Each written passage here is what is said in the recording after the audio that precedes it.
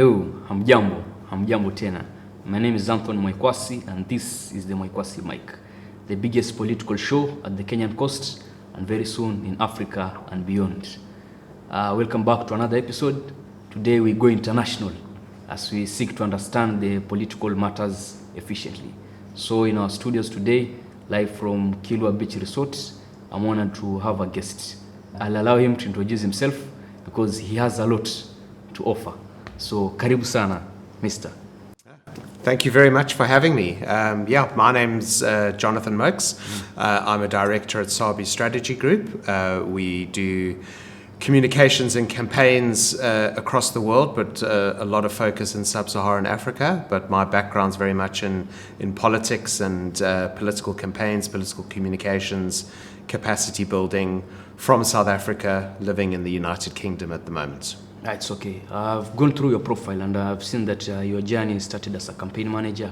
So can you briefly tell us about how that was? Yeah, sure. So actually, my journey started in a political party in South Africa called the Democratic Alliance. It's the second biggest party in South Africa.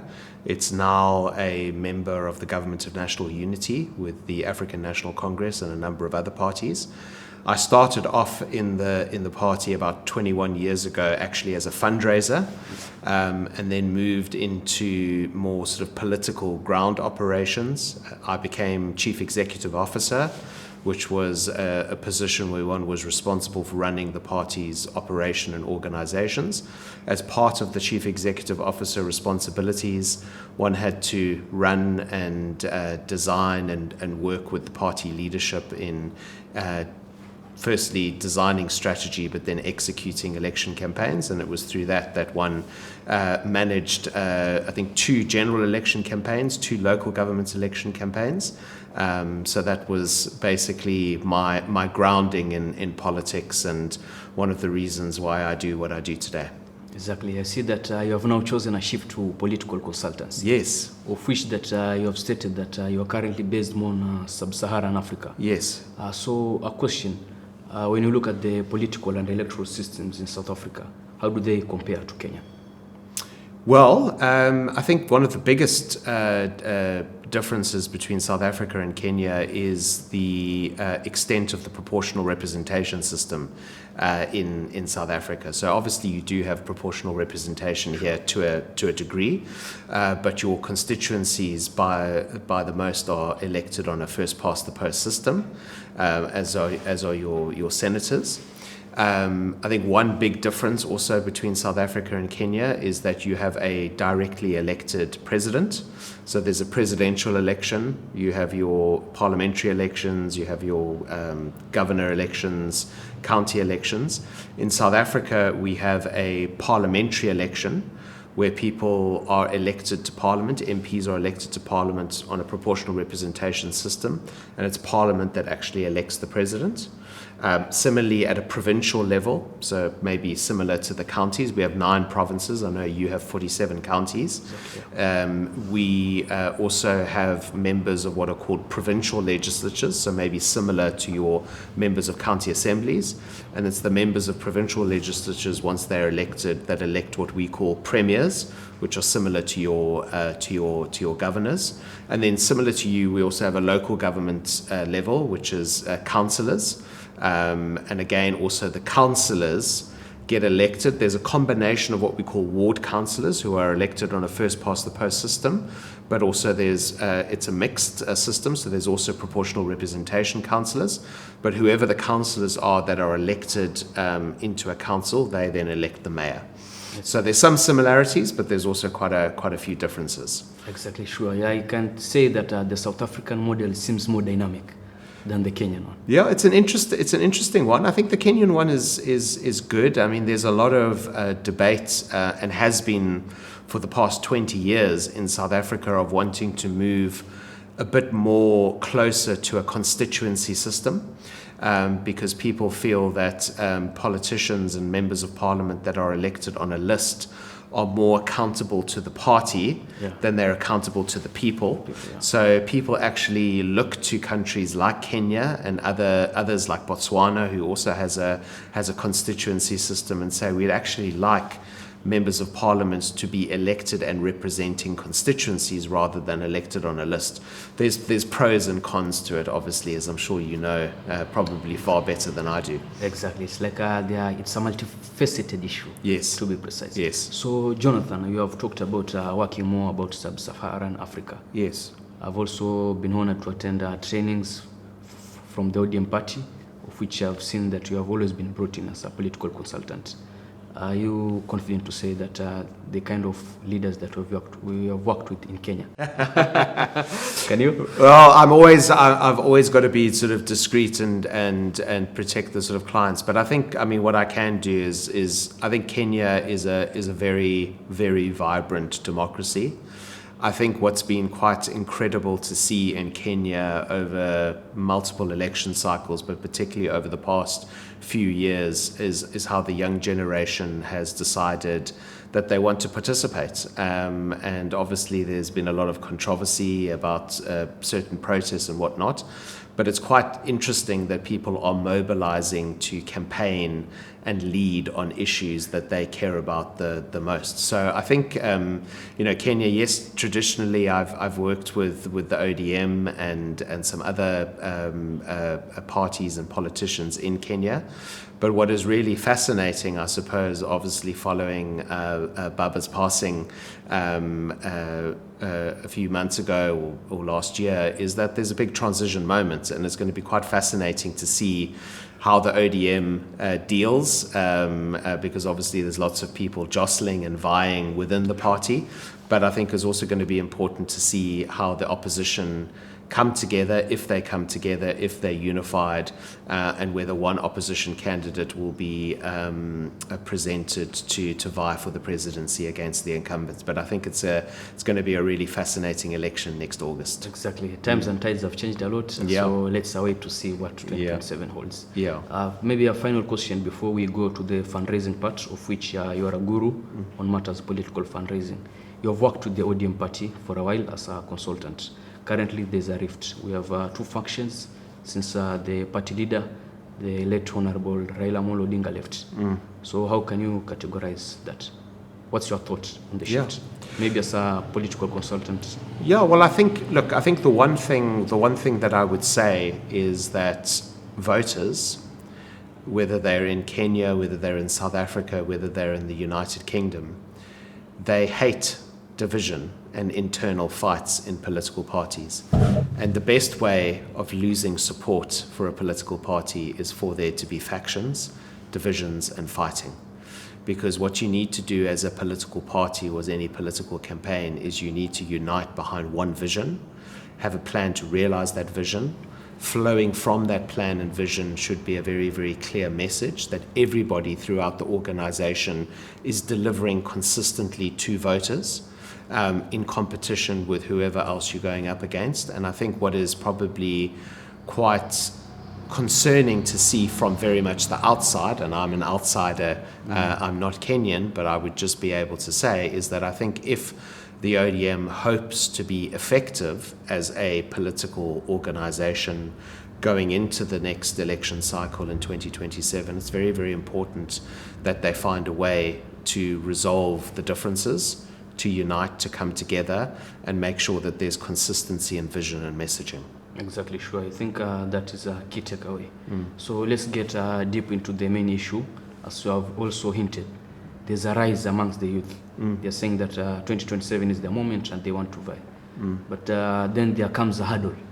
Currently, political processes have been so expensive. The campaign, mobilization, going around the political campaigns. So maybe from your point of view, can you touch briefly on how to raise funds for these campaigns? Having been Absolutely. Yeah, absolutely. Sure. How do they go about that? Well, I think first... And also a practical example. Sure, no problem at all. So I think firstly, as with winning an election, as you said correctly, does require resources, but it also requires, as we've just touched on, a message that voters get behind.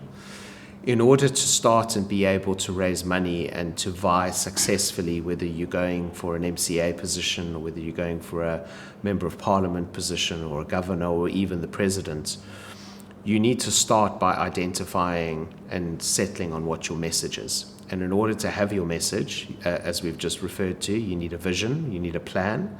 You need to align that vision and plan with what your target market and voters want and see where it intersects. And where it intersects often is a message, is a program of action that is consistent with your underpinning philosophy and values, but also does connect with the voters.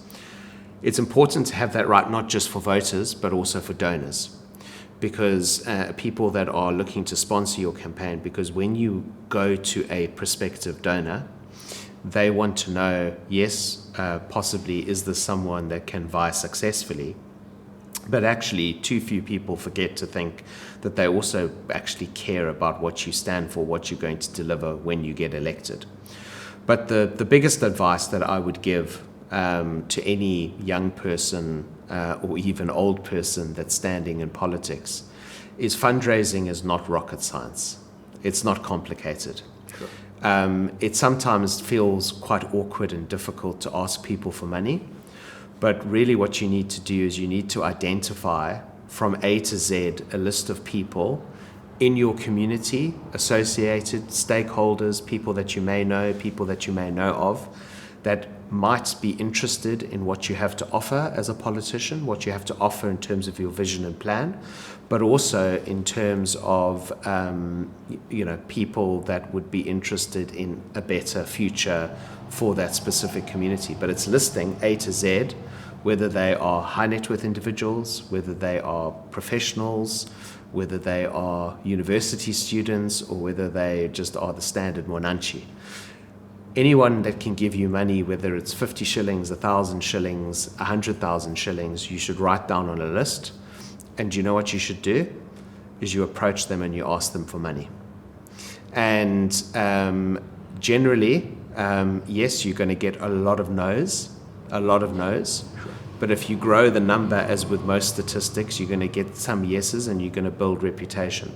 I think the other thing that obviously we've discussed separately, which is important, I think, for young politicians around the world, it's very difficult to do, is to also focus not just on trying to get donations of big amounts, but to try and get lots of donations of small amounts. But what about if you get people who are high net? Yes. And they give you the big amounts? How about that? Well, if they give you a big amount, that's fantastic. I mean, you generally want to try and get, you want to basically get fundraising and conduct your fundraising as quickly and effectively as possible, because you want to do what is really going to get you elected, and that's obviously winning votes, but you need the money to win votes. If you can speak and connect with a high net worth individual that's willing to donate, then get the money. But always make sure that the high net worth individual is donating for the right reasons, and that they're donating according to your visions and your values, and not because there's a string attached. It's okay. So because majorly someone contributes to a cause because he's expecting something in return. Yes, I know. An investor. Yeah. My view, and I know that this is probably somebody would, a lot of people would say this is not practical in many environments, but don't accept money from someone that actually wants a specific thing in return, or wants you to give them a contract or something, or pursue a specific thing when you get into government, or when you get elected. You need to donate, and the way to actually break the cycle of corrupt politics that many countries around the world, not just in sub-Saharan Africa, are dealing with, is to actually get politicians and political candidates that actually have core values that they rely on, that they focus on, and are actually prepared to go the long road and get money from people that are actually genuinely committed to their cause. It's possible to do so. Okay. So, question to you. You see, you've talked a lot, but as a consultant, something will say that maybe it's something that's not practical. So, do you have a living example about what you have just said, about the fundraising? Yes, absolutely. Is there someone that you can quote? Yeah, well, let me go back to when I started as a fundraiser for the DA in South Africa. Now, many people, if they Googled the Democratic Alliance today, It's a very well-funded party. The party funding declarations show that I think the DA raises and is supported by more people than any other party in South Africa. That's because it has a good value proposition, which is focused on good governance, and it's got a vision that people are behind it. When we started off, or when I started off fundraising, the party was in a very, very difficult financial position. It was very difficult to raise any sort of amounts of South African rands. And when you're contesting certain elections, and as the party was able to vie in South Africa for positions that may have had an ability, if you got elected into government, you were able to do favors, we were very absolutely adamant that we would not accept money from anyone that had a string attached to a donation. They had to actually believe in what the offer was, what our vision was, and what we sought to achieve in government. And that did result sometimes in turning down donations and offers of support, and it meant that it was a little bit longer to get to where we needed to get, but it was the right way because the party was sustainable. The DA has also been quite successful over time. Yes, it has approached and raises money from people that are high net worth and rich, but it also has developed probably the first system, and viewers and listeners of your podcast can go and check this out.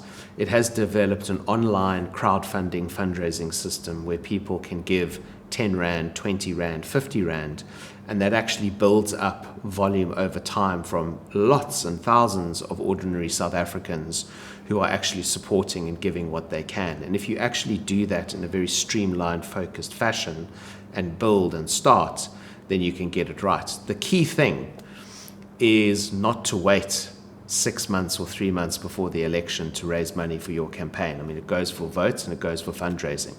You need to start years out, and if you start years out, you can do things properly in the right way. That's okay, sure. Thank you for that insight about crowdfunding. I'm sure that majority of our viewers now have a plan on how to go about it. So as we head to the wrap of the session, maybe you can touch briefly on how to brand and position ourselves for leadership come the 2027 run, which is just next year. Yeah. Well, I mean, again, I think it's exciting. I mean, firstly, young people must put their hands up and stand, and it's going to be great to see, from what I can understand, so many young people vying. I think in terms of branding and personal branding, again, I think it starts with a vision, but before you can get to a vision, it's very important to understand your central why, your purpose, why you exist. Why do you actually want to be a politician? What would success look like if you got elected and were able to run a specific term? What does that look like? That's your purpose. Once you know what your purpose is, draw a picture of that success. That's the vision. Refine that vision. Make that vision something that people can understand, can imagine, and can picture in their minds. Then I think it's important to make sure that it's not just you that can get behind the vision, that it's actually a vision that appeals to a proportion of voters, and that you can make that vision owned by multiple voters. And then it's about refining that vision into a very compelling value proposition or unique selling proposition, which is then underpinned by a 3-point or 4-point program of action that will show people what your plan of action and priority list to getting to that is. I think if young candidates can get that right and can actually invest the time and energy and research in focusing on that, and then start developing a brand personality and some brand foundations that build around that and are then consistent in delivering the same message over and over and over again, that'll be very, very powerful and strong. Okay, thank you very much for the insights and for agreeing the call to come here. I really appreciate, and also for the sessions that you have taken us through, for the time that we have been together. I've gotten to learn a lot from you. No, it's an absolute pleasure, and got a lot I've learned a lot from you and from your colleagues, and wish you and fellow young leaders all the best as you approach election season. It's going to be very, very exciting watching from afar how you progress. Thank you for having me. Exactly, sure. I'll definitely get you on board as I proceed to the issue. So you can close this. You can give a clarion call to the Kenyan voter, the youth, as we gear up towards the political season? Sure, absolutely. Well, to the youth of Kenya, I've long admired you from afar, and all I can say is that I hope that as many people as possible of all different political persuasions stand up. It's your constitutional right to put yourself out there and to vie for election, and certainly Africa needs as much young blood as it possibly can have in its elected assemblies and elected positions. And you don't lead from the back in this world, you lead from the front, and I really, really look forward to watching you put yourselves forward for those positions, hopefully get elected, and can hope actually realize the Africa that we all deserve. Thanks very much. Shukran, Jonathan. So thank you so much, Jonathan, once again. No worries. And always feel free to welcome back. Thank you very much. Okay, thank you also to our viewers for tuning in. This is the Mwaikwasi mic, and I've been your host, Anthony Mwaikwasi. This is the biggest political show. Always make sure to tune in. Thank you.